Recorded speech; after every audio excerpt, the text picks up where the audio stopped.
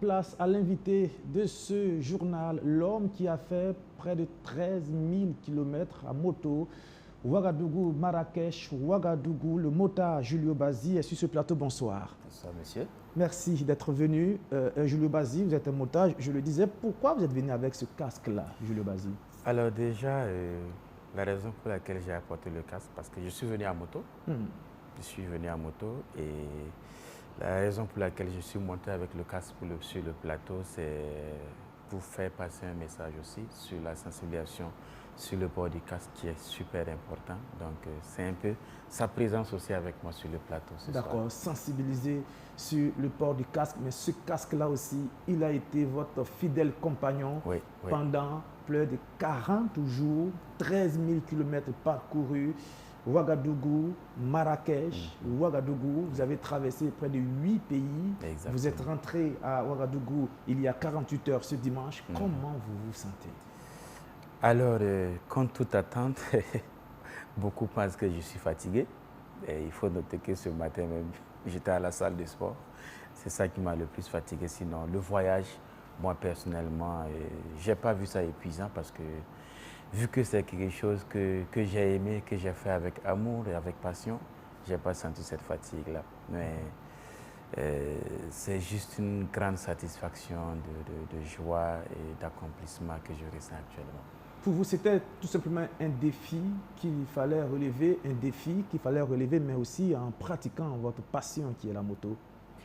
Alors, certes, un défi, et aussi c'était de faire la promotion de mon pays, dans tous ces pays où j'allais passer, parce que on n'est pas sans oublier qu'aujourd'hui, avec le contexte sécuritaire que nous vivons aujourd'hui, le Burkina Faso est dépeint comme une destination infréquentable. Et faire ce trajet à moto, de traverser tous ces pays jusqu'à Marrakech et revenir, c'était pour moi aussi le moyen aussi de prouver qu'il y a de la vie, qu'ici tout se passe bien, contrairement à ce qu'on essaie de faire savoir aux gens. Alors justement, on va le voir sur certaines images qu'on a. Sur votre moto, il y avait le drapeau burkinabé qui flottait à chaque fois. Et quand vous arrivez dans certains pays, qu'est-ce que les gens vous disent quand ils voient le drapeau burkinabé flotter sur votre moto? Quelles sont les questions qu'ils vous posent? Quels sont les mots qu'ils ont à votre endroit? Alors déjà, la première des choses que les gens disent quand ils voient le drapeau, déjà ils s'approchent, ils se disent tu es burkinabé, juste pour se rassurer. Je dis oui, oui. Ah, tu es du pays de Ibrahim Traoré. J'ai dit oui, bien sûr. Que tu le connais? J'ai dit on est dans le même pays, c'est le chef de l'État. Ah, que franchement, ils sont contents, ils sont fiers. Il y a ce sentiment d'admiration, il y a vraiment ce plaisir d'être en face d'un Burkinabé qu'on ressent quand on est hors du pays. Et d'ailleurs, même en le racontant à des amis, à des proches qui ont eu à voyager, même si ce n'était pas à moto, hors du pays, ils m'ont aussi partagé les expériences où il y a une certaine fierté. Il y a une certaine fierté de voir un Burkinabé. Contrairement à ce que certaines pourraient penser, que le Burkina Faso est un pays infréquentable, un pays complètement à terre, un pays de désordre. Il y a une certaine fierté du regard de l'extérieur. On imagine que vous avez traversé des endroits difficiles. Est-ce qu'il y a eu des moments, par exemple, quand vous traversez le Mali ou d'autres pays où l'insécurité règne? Est-ce que vous avez eu un peu peur? Alors moi, personnellement, de l'aller jusqu'au retour, je n'ai ressenti à aucun moment le sentiment de peur. Aucun sentiment de peur? Je n'ai pas eu de peur du début jusqu'à la fin. Qu'est-ce qui vous donne cette assurance-là? Parce que je suis chez moi. Je suis chez moi. Traverser le Burkina Faso jusqu'à la frontière, je n'ai aucune crainte parce que je le fais tout le temps ici. Et quand vous traversez, vous allez au-delà des frontières de votre pays? Au-delà de la frontière du Mali, avant ça, je suis allé au Mali plusieurs fois à moto. Et je n'ai pas eu de peur aussi parce que je me sentais chez moi aussi. Et ça a été comme ça partout où je suis passé. Parce que rien qu'à l'arrivée dans une frontière, les populations de ces pays te font ressentir ce sentiment de bienvenue. On te fait savoir que tu es chez toi. Hospitalité. Exactement. On te fait savoir que tu es chez toi. Donc, tu ne peux qu'être content, tu ne peux qu'être à l'aise, tu ne peux qu'être tranquille dans l'esprit. Donc, voilà. Alors, certaines personnes, et peut-être moi aussi, se demandent comment on parcourt 13 000 km comme ça. Est-ce que c'est en un trait ou est-ce que vous faites des escales? Parfois, vous dormez un peu. Comment vous vous reposez? Comment vous mangez? Comment ça se passe concrètement, 13 000 km à moto? Alors, déjà, c'est un voyage sans stress, ce qui veut dire que quand on s'élève, on roule ce qu'on peut faire, on fait le trajet qu'on peut faire. D'ici le soir, ce qu'on a pu faire, on se repose tant qu'il y a un espace pour se reposer. S'il n'y a pas un espace à côté, on essaie de rejoindre la prochaine ville. Donc, ce que vous dites, c'est que quand vous arrivez à un endroit où vous êtes fatigué, vous dormez, vous pouvez passer la nuit. Exactement. Et si vous n'arrivez pas dans une ville, si en milieu de route, vous êtes fatigué? Alors, en cours de route, quand on est fatigué, on fait des pauses, 10 minutes, 15 minutes. Vous vous arrêtez au bord de la route carrément. Et d'ailleurs, même après chaque 2 heures de route, on fait des pauses de 10 minutes, 30 minutes, 15 minutes, souvent 30 minutes, même quand les gens sont fatigués, pour décompresser, les gens se détendent les nerfs, et puis souvent on fait un petit café ensemble. Au bord de la route? Oui, au bord de la route, on descend sous un arbre, on a des tentes même et tout.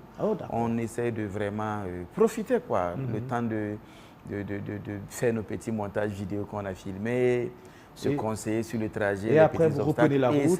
Et quand vous arrivez dans des villes, vous êtes trop fatigué, vous passez la nuit sur place. Vous mangez un peu, et puis au fur et à mesure, jusqu'à ce que vous arrivez à Marrakech. Voilà, c'est important pour que nos téléspectateurs puissent le savoir. Dans quel pays est-ce que vous avez eu le plus de difficultés? Alors, le plus de difficultés, déjà les difficultés rencontrées, ça a été plus en termes d'état des routes. L'état des routes, d'abord? Oui, ça a été plus en termes d'état des routes. Parce qu'à l'aller, c'est sur le territoire malien, la zone Kita jusqu'à la frontière les routes étaient vraiment du très Mali mauvais état. et du Sénégal. La route n'était pas assez... Ça vous a beaucoup ralenti? Ça nous a beaucoup ralenti. C'est d'ailleurs là-bas même que j'ai eu une chute. Ah, vous avez fait une chute? Oui, oui, j'ai fait une chute. Il n'y a pas de blessure, j'espère? Oh non, non. J'ai fait un tonneau à moto, mais il n'y a rien. Vous êtes relevé et vous êtes reparti? Tranquillement. Moi-même, je me suis levé, filmé la moto.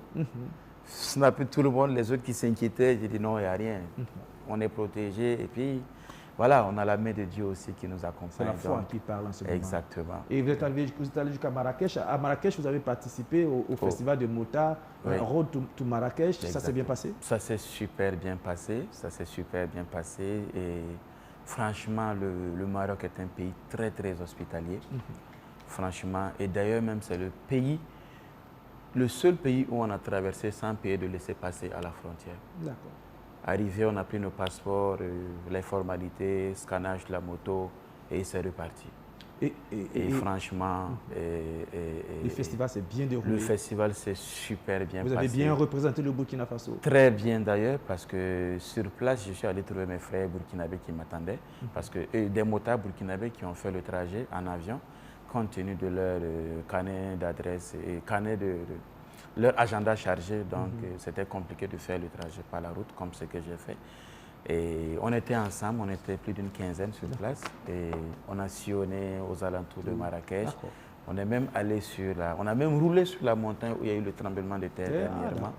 Mais vous n'êtes pas resté qu'au Maroc? Oui, on n'est pas resté qu'à Marrakech. On est remonté après le festival jusqu'à Tanger.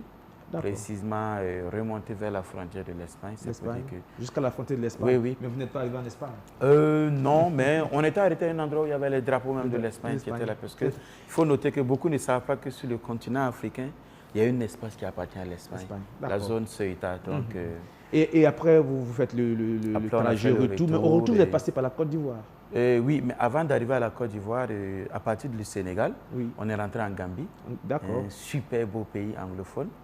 Et de la Gambie, on est ressorti sur l'autre côté du Sénégal, par Ziguinchor, Guinée-Bissau, Guinée-Conakry, roulé jusqu'à la frontière de la Sierra Leone, du Libéria et rentrer en Côte d'Ivoire avant de revenir. Merci Jules Bazi d'être venu. On a essayé de revivre avec vous à travers vos témoignages, ce périple de près de 13 000 km Ouagadougou, Marrakech, Ouagadougou, traversé près de 8 pays. Vous l'avez dit, il y a eu des arrêts, des péripéties. Plus de peur que de mal. Quand vous avez eu votre chute, tout s'est bien terminé. C'est quoi le message que vous vouliez faire passer à travers ce périple-là et ce trajet à moto, 13 000 km? Qu'est-ce que vous vouliez dire comme message aux Burkinabés? Alors déjà, le message que j'ai à passer aux Burkinabés, c'est que ces 13 000 km que je viens de parcourir, d'abord je l'ai rêvé. Je l'ai rêvé et en rêvant fort, je l'ai réalisé. C'est comme ce que le ministre me disait hier, et continue de rêver, c'est en rêvant qu'on peut faire des grandes choses.